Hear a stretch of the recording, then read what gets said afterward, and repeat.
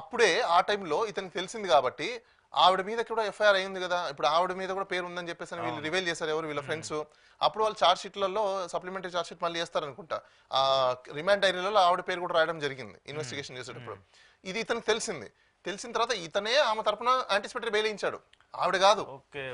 చాలా మందికి తెలియదు ఏంటంటే ఆవిడ వేసింది అంటున్నారు. అసలు ఆవిడ ఏ రోజు గుజరాత్కి వెళ్ళింది లేదు, ఏ రోజు ఆవిడ జైపూర్కి వెళ్ళింది లేదు, ఏ రోజు ఏ ఏరియాలో అడ్వకేట్లను మాట్లాడింది కూడా లేదు. మొత్తం అంతా ఇతనే చూసుకునేవాడు.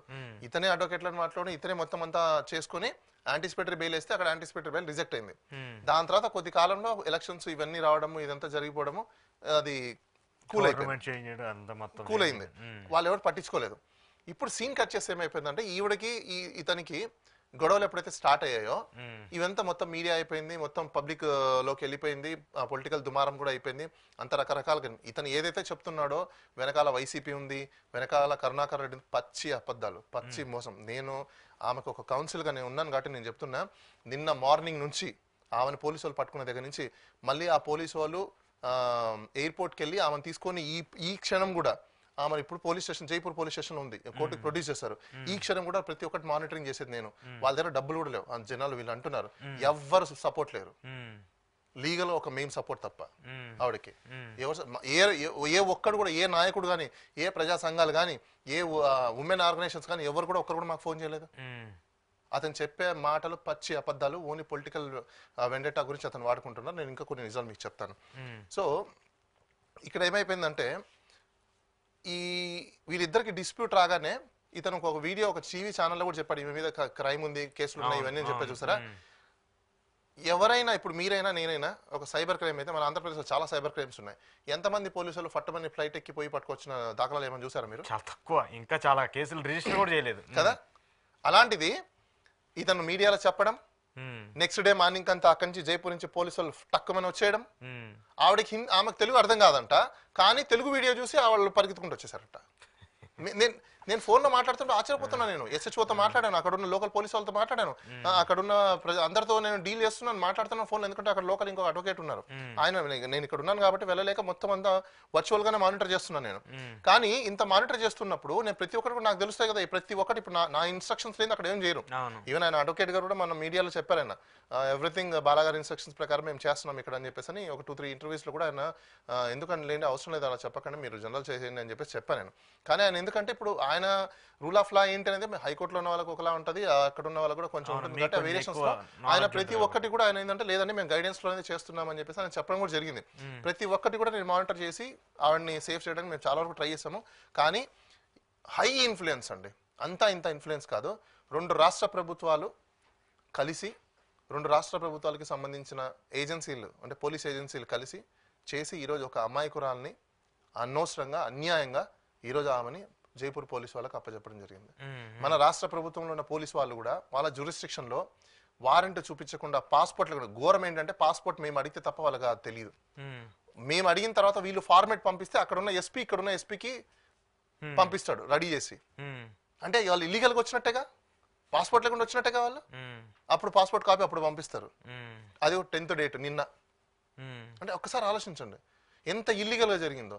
సో ఇవన్నీ మానిటర్ చేసేటప్పుడు మాకు అర్థమైంది ఏంటంటే ఇతని హ్యాండ్ ఎక్కువ ఉంది, ఇట్స్ క్లియర్ కట్గా మాకు అర్థమైపోయింది ఇతను ఎక్కువ చేస్తున్నాడు.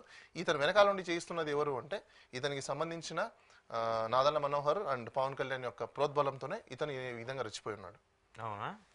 ఆ పార్టీకి సంబంధించి సపోర్ట్ కంప్లీట్ గా ఉంది. ఇప్పుడు ఈ కేసులు కూడా రావడానికి ఏంటి, ఇక్కడ ఇంకో విషయం చెప్తాను చూడండి.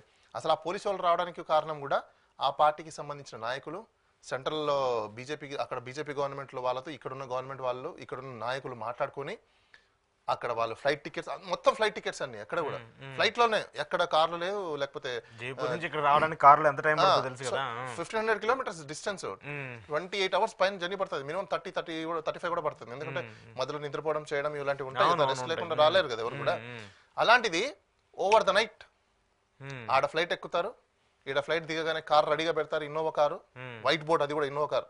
మీకు తెలిసిన వీడియోలు తీసి కూడా పంపించున్నాను, మీడియాలో కూడా వచ్చి ఉంటాయి. అక్కడ డ్రైవర్ని హైర్ చేసేస్తారు, ఇక్కడ లోకల్ అసిస్టెంట్స్ మొత్తం ఇచ్చేస్తారు. వాళ్ళు పోలీస్ వాళ్ళు లోకల్ పోలీస్ వాళ్ళు లేకుండా డైరెక్ట్ గా ప్రెస్ క్లబ్ దగ్గర ఆమెను పట్టుకొని లాక్కొని వెళ్ళిపోయేసి కార్లో ప్రైవేట్ కార్లో వేసేసి పోలీస్ స్టేషన్ తీసుకెళ్తారు. అసలు వీళ్ళు ఎవరు పోలీస్ స్టేషన్ తీసుకెళ్ళడానికి? వీళ్ళకి ఏం రైట్ ఉంది? అదే మాట మేము SHOకి పోలీసు వాళ్ళని అడిగి వాళ్ళ మీద కంప్లైంట్ కట్టండి, FIR కట్టండి, కిడ్నాప్ ఇదని చెప్తే ఆ SHO దాన్ని పట్టించుకోవడం. వాట్సాప్ లో కూడా మేము DSPకి SPకి అందరికీ కంప్లైంట్ పెట్టాం. అఫ్ కోర్స్ వాళ్ళు ఇవాళ చేయకపోయినా రేపు ఖచ్చితంగా న్యాయస్థానం ముందు వాళ్ళు సమాధానం అయితే చెప్పాల్సిన అవసరం ఉంది. మా రైట్ అయితే మేము ఎక్సర్సైజ్ చేసాం, కంప్లైంట్ ఇవ్వడం మా బాధ్యత కాబట్టి మేము ఇచ్చాం. రూల్ ఆఫ్ లాని పాటించకుండా ఇల్లీగల్ చేసింది, ఇల్లీగల్ ఈజ్ ఇల్లీగల్. సో ఇక్కడ మొత్తం నడిపింది కథంతా ఎవరంటే కిరణ్ రాయల్ అని మీరు అనుకుంటున్నారా? కాదా? కిరణ్ రాయల్ ని జనసేన పార్టీలో కిరణ్ రాయల్ ఒక నాయకుడు అంతే. కిరణ్ రాయల్ నిజంగా అంత పలుకుబడి ఉందా? అంత క్యాపబిలిటీ లేకపోతే ఇంత ఇష్యూ ఎలా జరిగింది? అదే అంటున్నా. కిరణ్ రాయల్ కి 2 రాష్ట్ర ప్రభుత్వాలతో మాట్లాడి చేయించేంత కెపాసిటీ ఉందని మీరు అనుకుంటున్నారా? లేదు కదా. మీకు అర్థమైంది ఎప్పుడు? ఇక్కడ కిరణ్ రాయల్ చేసిన తప్పుల్ని కప్పిపుచ్చడం కోసం జనసేన పార్టీ, ప్రస్తుతం ఉన్న NDA ఆంధ్రప్రదేశ్ గవర్నమెంట్, అక్కడున్న BJP గవర్నమెంట్ తో ప్రోద్బలంతోనే సపోర్ట్ తోనే ఇదంతా జరిగింది. Okay, it's not only A Kiran royal. So ఒక వ్యక్తి కోసం 2 ప్రభుత్వాలు పనిచేస్తున్నాయి. ఒక వ్యక్తిని కాపాడడం, ఎందుకంటే ఆ వ్యక్తి వల్ల ఈ రోజు వాళ్ళ పార్టీకి బ్యాడ్ నేమ్ వస్తుంది, ప్రజల్లో ఇదైపోతుంది. ఈమెను తప్పు చేయాలి, ఈమెను తప్పు చేసి చూపించాలి, ఈమెను తీసుకెళ్లి జైల్లో వేస్తేనే. ఇప్పుడు కొన్ని మీడియా ఉన్నాయి కదా, ఆ మీడియా వాళ్ళందరూ ఏంటి, కిరణ్ రాయల్ సత్యశీలుడు, ఈమె మాత్రమే కిలాడీ లేడీ, టైటిల్స్ కూడా కిలాడీ లేడీ. అసలు నిజాలు తెలుసాయా మీకు? నేను ఓపెన్ చెప్తున్నా, కర్మ అనేది ఒకటి ఉంటది. ఎవరైనా ఆడపిల్లలే, మరీ అంత దారుణంగా వేయడం కూడా కరెక్ట్ కాదు. ఎందుకంటే ఓకే, కొంతమంది కిలాడీ లేడీస్ ఉంటారు, వేయండి, ఇబ్బంది లేదు. కానీ ఈవిడ నిజంగా విక్టిమ్, ఈమె బాధితురాలు తెలుసుకోను కదా మీరు వేయాలి. అక్కడ ఉన్న కేసు అసలు ఏంటనేది తెలుసుకున్నారా? కొంతమంది చెక్ బౌన్స్ అంటున్నారు, అసలు చెక్ బౌన్స్ సైబర్ క్రైమ్, అది సైబర్ కంప్లైంట్. అది కూడా ఎంత ప్రొయాక్టివ్ గా యాక్టివ్ అయ్యారంటే, అక్కడ ఉన్న సైబర్ సెల్, ఇక్కడ ఉన్న తిరుపతిలో ఉన్న సైబర్ సెల్ అందరూ యాక్టివ్ అయిపోతారు ఒకటే రోజులో సడన్ గా.